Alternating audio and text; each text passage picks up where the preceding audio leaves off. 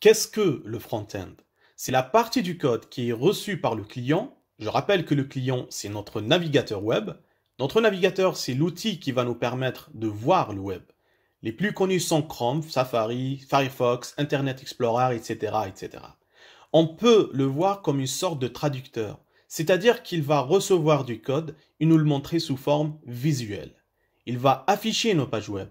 D'ailleurs, ils n'ont pas tous la même façon de traduire ce code. Et lorsque l'on codera, on devra faire attention aux spécificités de certains navigateurs web. Le code client que notre navigateur peut comprendre est composé de 3 langages, HTML, CSS et JavaScript. Et c'est l'ensemble de ces 3 langages qui va composer nos pages web. HTML est un langage composé de ce que l'on appelle des tags, des balises en français. Il va nous permettre de représenter la structure, le squelette de nos pages web. Par exemple, un paragraphe, un titre ou une liste. CSS, c'est le langage qui va décorer nos pages web. Il va désigner nos éléments HTML, il va leur appliquer un style. C'est lui qui est responsable des tailles, des couleurs, de la mise en page, etc., etc. Un site web peut être composé uniquement de HTML et CSS. Et si on veut lui insuffler un peu de vie, eh ben, on le fera avec du JavaScript. Et c'est un vrai langage de programmation, avec des boucles, des conditions, etc. Donc JavaScript sera responsable de l'interactivité et de la logique qu'il y a derrière nos pages web. Par exemple, si on veut ouvrir un menu en cliquant sur un bouton en particulier, eh ben, on le fera avec du JavaScript. Voilà pour les 3 langages qui composent le code de nos pages web en front-end, HTML, CSS et JavaScript.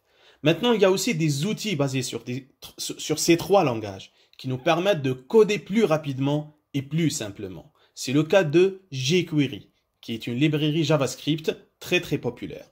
Son slogan, c'est « Écris moins et fais plus ».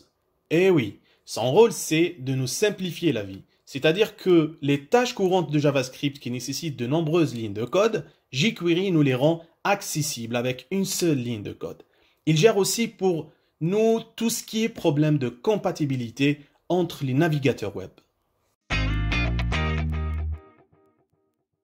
Il y a aussi Bootstrap, qui est un framework HTML, CSS et JavaScript.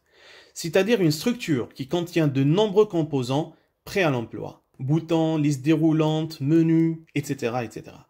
Mais ce qui fait Bootstrap une véritable star, c'est sa popularité pour développer un responsive.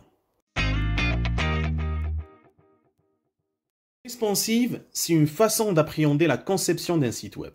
Notre site web devient flexible et il s'adapte automatiquement à la taille de l'écran. C'est-à-dire qu'il s'organisera différemment s'il est vu depuis un smartphone, une tablette ou un ordinateur. Voilà, c'est tout pour les bases de développement front-end. Maintenant, si on connaît uniquement le front-end, on ne peut produire que des sites statiques. Si vous souhaitez et si vous voulez construire aussi des sites dynamiques, vous devez approfondir le développement back-end.